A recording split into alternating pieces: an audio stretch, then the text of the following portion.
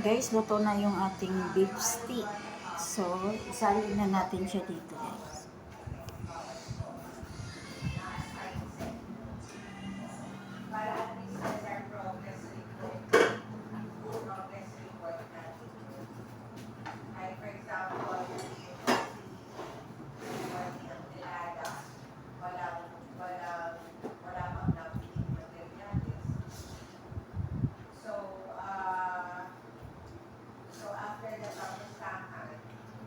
So guys, naluto na siya.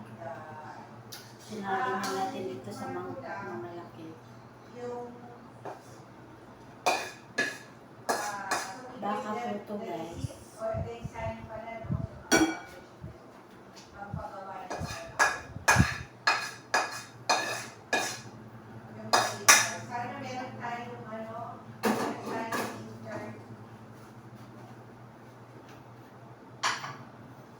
Then, lagay natin itong and then of course, kung 12 yun, 12 na parents, plus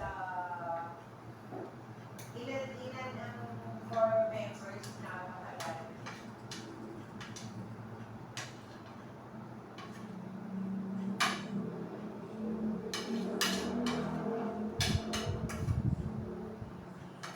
No, at least we should have two kasi Grace.